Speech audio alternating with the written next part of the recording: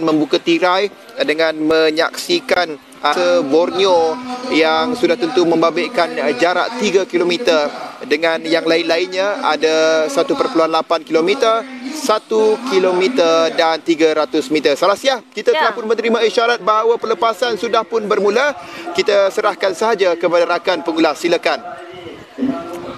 Acara tumpuan juga di antara perahu bidar 30 pekayu lelaki akhir kategori terbuka perebutan Piala Antarabangsa Borneo dan juga Piala MTCP Kementerian Pelancongan Industri Kreatif dan Seni Persembahan Sarawak yang baru saja dilepaskan, dan mereka ini baru saja melepasi 100 meter daripada adan perlumbaan.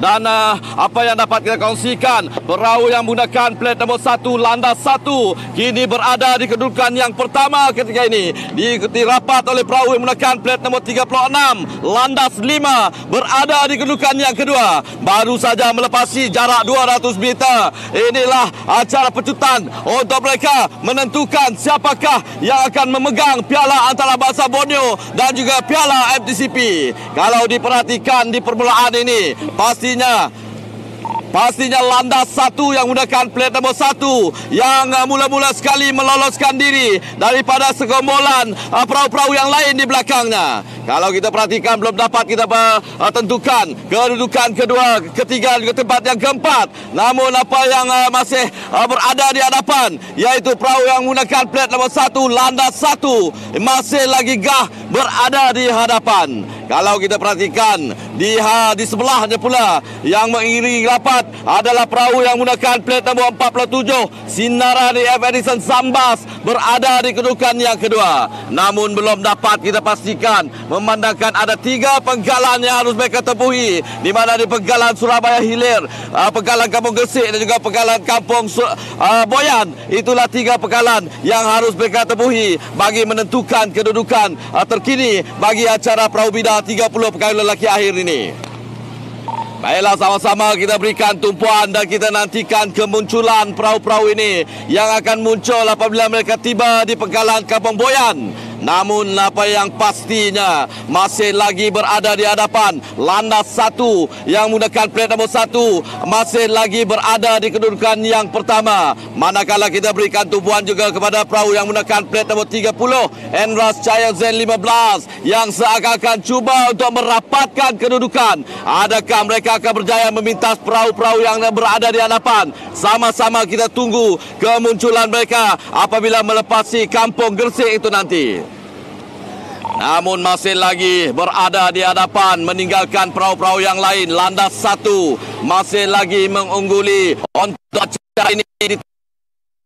Namun kita hantar dengan 2 buah perahu di sebelahnya, di antara 47 Sinaran F. Edison Sambas yang menggunakan plat nomor 47 dan juga Enras Cahaya Z 15 yang menggunakan plat nomor 30. Namun ada sebuah lagi perahu, pastinya perahu yang menggunakan plat nomor 36 landas 5 cuba untuk mencari ruang bagi mereka meloloskan diri, bagi menempat atau ke tempat pertama, kedua dan tempat yang ketiga.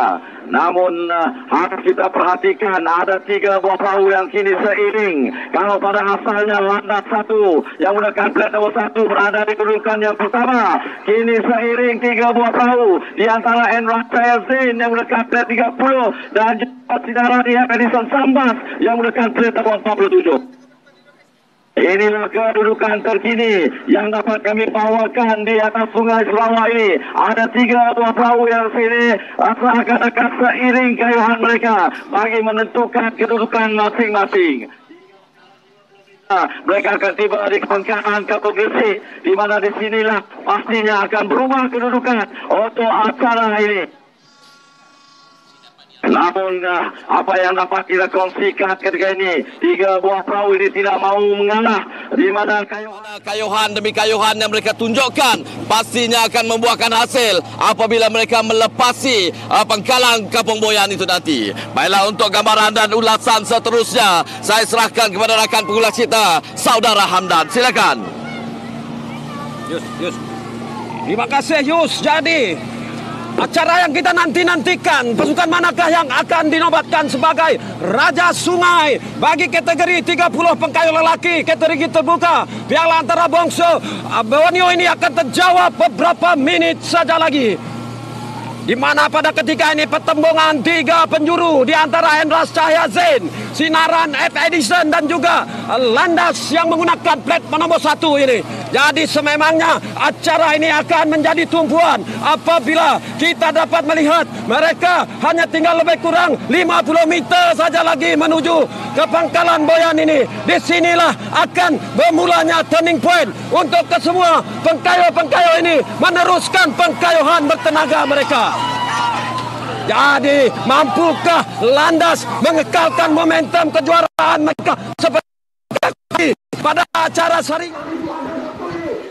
Pada ketika ini mereka sedang diberi tentangan yang begitu sengit daripada Endras Cahaya Zain yang menggunakan plat nomor 30, manakala di kedudukan yang ke-30 pula adalah perahu yang menggunakan plat nomor 47. Jadi mengalami tumpuan adalah perahu yang menggunakan plat nomor 36. Landas 5 membuat pementasan dari sebelah kanan. Peluncur berada pada kedudukan yang pertama. Dengan alunan angin yang begitu hebat pada ketika ini menandakan acara ini akan berakhir dengan adegan-adegan yang begitu dramatik sekali.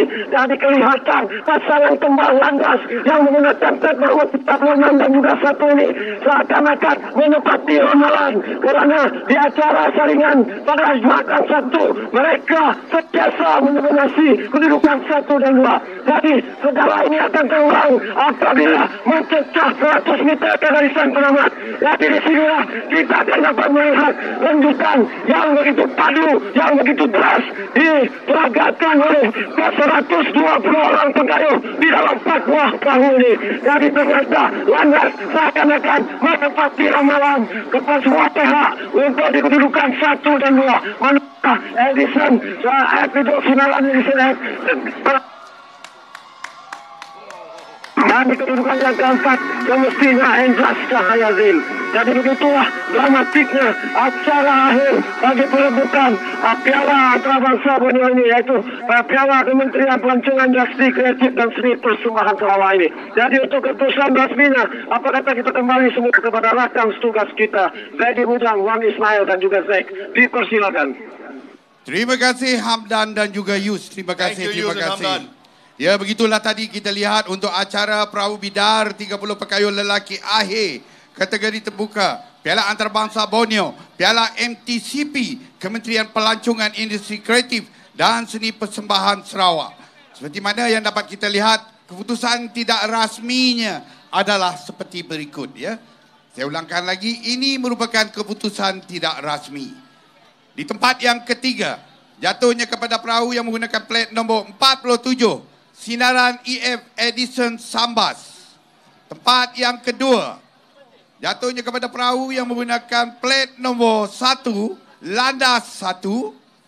Dan tempat yang pertama, jatuhnya kepada perahu yang menggunakan plat nombor 36, Landas 5. Landas lagi.